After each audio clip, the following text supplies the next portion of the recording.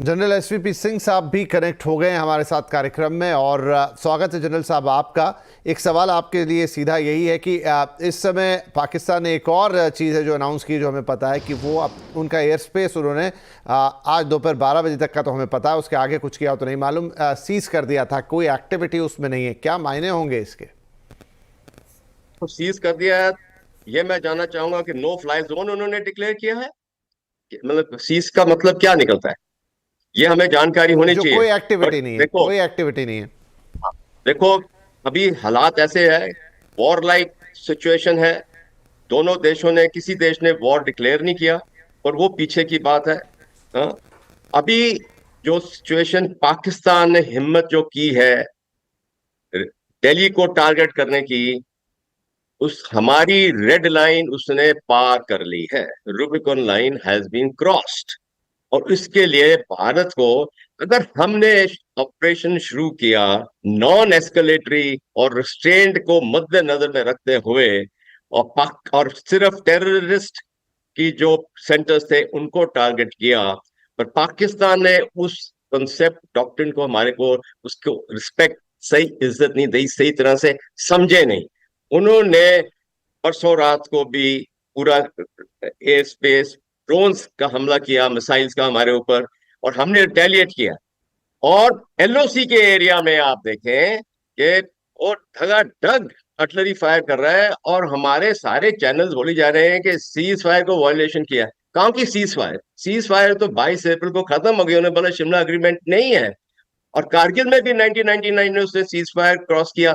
तो we should be very clear, ये ऐसे डिफेंसिव थॉट्स हमारे को निकालने हैं। हमने प्रोएक्टिव डॉक्ट्रिन अडॉप्ट किया है इस ऑपरेशन के अंदर, उसको हमने कायम रखना है। और कायम रखने के लिए हमारे को हिम्मत, हमारी विल पावर ऊपर से टॉप टू बॉटम बिल्कुल कायम होनी चाहिए, आगे आनी चाहिए।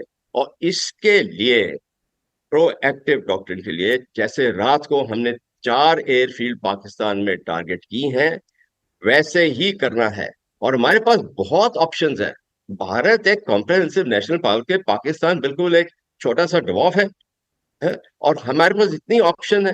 देखिए, डिप्लोमेटिक फ्रंट में भी अगर हमारी स्पेशल स्ट्रेटेजिक पार्टनरशिप अमेरिका के साथ है, तो अमेरिका की ये स्टेटमेंट्स क्या आ रही हैं कि दोनों देश के बीच में हम नहीं आएंगे, फिर उस स्पेशल स्ट्रेटेजिक पार्टनरशिप किधर है? ये बातचीत अपने डिप्लोमेटिक फ्रंट पे करनी है, बहुत आवश्यक है। Pakistan has to, America has to stand tall, shoulder to shoulder with India इस सिचुएशन के अंदर। क्यों हमने ये ऑपरेशन किया है? काउंटर टेररिज्म के, टेररिज्म की जड़ को उखाड़े पाकिस्तान के देश में, जो कि उसकी रूट है, एपी सेंटर है। और उसके लिए अगर हम एक काउंटर टेररिज्म ऑपरेशन कर रहे हैं, भारत अपने लिए ही नहीं कर रहा, सारे विश्व के लिए कर रहा है। क्योंकि सारे देशों में, वेस्टर्न वर्ल्ड में भी पाकिस्तान का हाथ रहा है जिधर भी टेररिस्ट एक्शंस हुए हैं। तो ये वेस्टर्न वर्ल्ड, अमेरिका को इस बात को समझना चाहिए। और ये हमारे तो डिप्लोमेटिक, जनरल साहब, एक सवाल है, वो ये कि जिस तरह के एस्केलेशन रात में हुआ, आपने कहा रेड लाइन को क्रॉस कर दिया है, तो अब ये जो दिन का समय है, अगले 12 घंटे जब तक उजाला रहेगा, क्या तब तक चीज़ें थमी रहेंगी? हमने देखा अभी तक जितना एक्सचेंज हुआ है वो जैसे ही अंधेरा होता है उसके बाद होता है। क्या ये अगले 12 घंटे इंपॉर्टेंट है, इसमें कुछ हरकत होगी या फिर हम शाम का इंतजार करेंगे अभी? देखिए, जो डे वॉरफेयर होता है, नॉर्मली डे वॉरफेयर में बोथ साइड्स, उसकी अलर्टनेस ज्यादा है, तैयारी ज्यादा है। रडार सेंटर्स, ऐसे ऐसे सेंटर्स है, वो तैयार पर तैयार रहते हैं। तो यस, नाइट वॉरफेयर बहुत सूट करती है इस प्रकार में। और मैं समझता हूँ अगर कुछ होगा तो छोटे मोटे एक्शन होंगे। मैं समझता हूँ एयर को दिन के समय इस्तेमाल करना इस समय उचित नहीं होगा, क्योंकि टारगेटिंग जो होगा आइदर साइड से, वो एकदम आएगा और कारगर हो सकता है। तो बेशक आजकल जो एयरक्राफ्ट है उसकी एवियोनिक्स और टेक्नोलॉजी इतनी एडवांस है कि रात को भी दिन बना के रखा हुआ है, उसमें कोई, but human being, the man behind the machine, उसकी अलर्टनेस रात में थोड़ी सी कम होती है हमेशा। दिस इज टेक्निकल पॉइंट मैं जो आपको बता रहा हूँ आपके सवाल पे।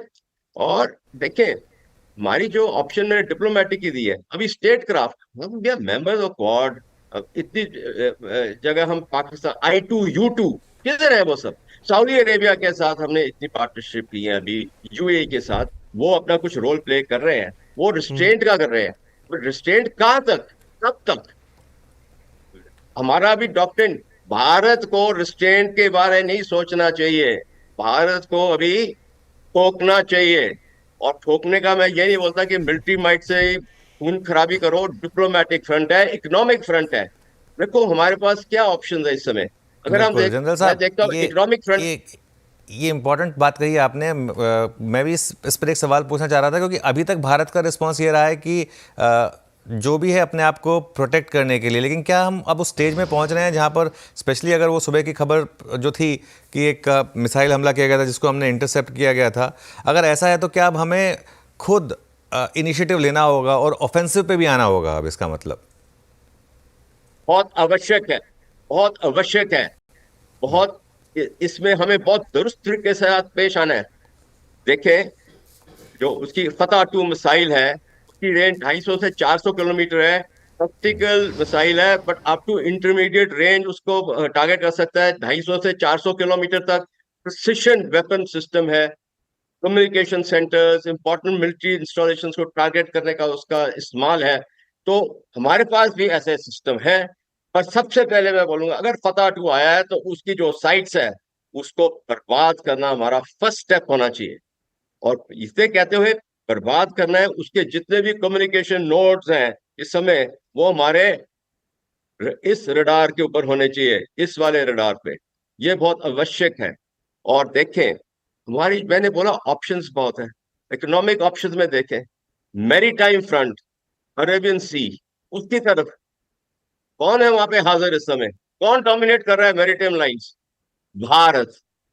तो उसकी जो सप्लाई लाइन आती है वहां पे, उसके वेस्टर्न कोस्ट में, पश्चिम कोस्ट में, उसको स्क्वीज करना चाहिए, उसको फ्रीज करो। बहुत अच्छा स्टेप है, और वो नॉन कनेक्टिक भी हो सकता है इस समय।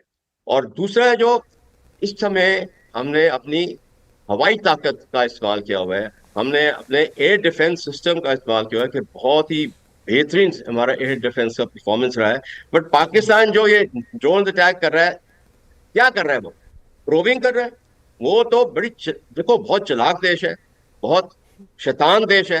वो चीप ऑप्शन को अडॉप्ट करके हमारे एयर डिफेंस सिस्टम्स की लोकेशंस को इस समय सही प्रकार से कर रहा है। और आने वाले युद्ध के लिए, अगर युद्ध बढ़ता है, it goes into limited war, then उसके पास टारगेटिंग की एबिलिटी बेटर हो जाएगी, एक्यूरेसी वाइज।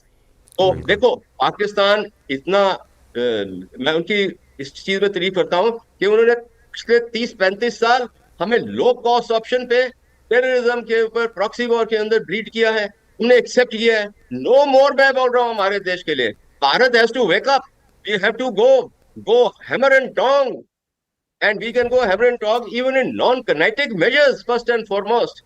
देखो, हम बोलते हैं मल्टी डोमेन वॉर है, तो अगर हम लैंड, सी, एयर को करते हैं, तो उसके बाद स्पेस, साइबर, डिजिटल है। बिल्कुल। और सबसे उचित जो एक्शन हमने लिया, बहुत पैरामाउंट, इंडस वाटर ट्रीटी को जो हमने इंडस किया वाटर है, ट्रीटी, कुछ बिल्कुल। दिन हमने उनको डीसिल्टिंग के नाम पे, वो असली की प्रैक्टिस, हमने उसको ड्राई अप किया। और बिल्कुल अभी जब ये इन्होंने दूसरी रात को किया है, तो हमने फ्लड गेट्स खोल दिए हैं, फ्लडिंग जी। होगी। बहुत अच्छा स्टेप है ये, मैं बोलता हूँ, क्योंकि बिल्कुल, पीओके से बिल्कुल लेके सही राइट अप टू बिल्कुल जम्मू सही कह रहे हैं सियालकोट। आप सर। ये सब फ्रंट पर बिल्कुल इस ओपन करने की ज़रूरत है। और आज सुबह एक और जो थोड़ी सी खबर थोड़ी सी पिंच कर रही है, वो जो आईएमएफ से पाकिस्तान को विपिन जी लोन अप्रूव हुआ, आई थिंक उस पर भी हमें अब थोड़ा सा एक्शन लेने की ज़रूरत है। क्योंकि उसमें देखिए, सिर्फ हम एब्सटेंड कर सकते हैं, नो का उसमें ऑप्शन नहीं था, लेकिन थोड़ा सा वहाँ पर भी प्रेशर डालने की ज़रूरत है। ये बहुत क्लियर है कि वो लोन किस लिए चाहिए उनको। Right. आई थिंक किसी को इसमें कोई डाउट नहीं होना चाहिए। और जो उसके बावजूद वो लोन क्लियर हुआ है, वो थोड़ा सा डिसअपॉइंटिंग है। थोड़ा सा वहाँ पर भी हमको लग रहा है, मुझे लग रहा है कि थोड़ा सा, आई एम श्योर कोशिशें जारी होंगी, वहाँ पर भी कूटनीतिक कोशिशें जारी होंगी, लेकिन उसको भी मुझे लग रहा है कि किसी तरीके से आपको रोकने की कोशिश करनी चाहिए। डेफिनेटली हम थोड़ी देर पहले ये बात ही कर रहे थे कि आपको वॉरफेयर लड़ने के लिए पैसों की ज़रूरत होती है। पाकिस्तान के पास वो पैसे हैं नहीं। कल भी आपने मार्केट आवर्स में एक बढ़िया एनालिसिस उस पर किया था कि कितने पैसे पाकिस्तान के पास हैं विद इंडिया। लेकिन हाँ, इस तरह की जो छोटी मोटी मदद अब उनको मिल गई है तो डिसपॉइंटिंग तो है, थोड़ा बहुत फ्यूलिंग उनको कर देगी। लेकिन जो हमने थोड़ी देर पहले खबर बताई कि 48 घंटे पेट्रोल अब नहीं मिलेगा इस्लामाबाद में, वो बोर्ड्स लग गए हैं, तो दिखाता है कि क्राइसिस तो जल्दी से लूम करेगी उनके वहाँ पर। चूँकि हर्षवर्धन अभी बातचीत हो रही थी थोड़ी देर पहले भी और जनरल साहब भी अभी उस लाइन पर गए, तो मैं थोड़ा फिर से जाना चाहता हूं कि अब जब ये वॉर इतनी खुल गई है, जब आप एक प्रॉक्सी वॉर से एक्चुअल वॉर की तरफ आ गए, कितना अब इसको एक्सटेंड कर लेना। आप देखिए, मैं उतनी बड़ी वैसी बातें नहीं कि 4 टुकड़े 6 टुकड़े, वो सब आगे की चीज़ें हैं, लेकिन पीओके जो आपका एक हमेशा वो नासूर जैसी चीज़ है, क्या इस चीज़ को तो एटलीस्ट अब सेटल कर देना चाहिए? ये मैं सिर्फ एक इमोशनल बात नहीं कर रहा हूँ, मैं एक रणनीतिक और कूटनीतिक लेवल के पर ये सवाल आपसे लेकर आ रहा हूँ। नहीं, निश्चित तौर पर ये स्ट्रेटेजिक मसला ज्यादा है। इमोशनल तो निश्चित तौर पर, इमोशनल तो पाकिस्तान भी है, हमारा हिस्सा कट गया, आज तक उसका दर्द है। बांग्लादेश भी आज तक उसका दर्द है। लेकिन पीओजेके को जिस तरह से पाकिस्तान ने एक बफर स्टेट बना रखा है, एक टेररिस्ट ट्रेनिंग सेंटर के तौर पर पूरे के पूरे हिस्से को बना रखा है, और वो चूंकि हमारा हिस्सा है, वो जम्मू कश्मीर का हिस्सा है, उस हिस्से को हमें रिक्लेम करना चाहिए। कितना कर सकते हैं? क्योंकि अगर टेररिस्ट लॉन्च पैड है वहां, टेररिस्ट ट्रेनिंग सेंटर है, एक बड़ी वहां की जो उस कहें कि वहां की आवाम है, वो आतंकवादियों के साथ भी एक बड़ा हिस्सा है। उसका एक हिस्सा है जो उनके खिलाफ खड़ा रहता है, जो आवाज उठाता है। एक हिस्सा है जो वहां से भागकर दुनिया के दूसरे देशों में चला गया है, और वो बार बार कहता है कि हम तो सिंधु सभ्यता वाले हैं, हम तो भारत देश के लोग हैं, हम तो उस संस्कृति के हैं जो राम की संस्कृति को मानने वाले हैं। बड़ा, जिसको कहें कि बहुत कठिन है इसको अलग अलग करके देखना। लेकिन निश्चित तौर पर भारत को पीओजेके का बड़ा हिस्सा रिक्लेम करना चाहिए।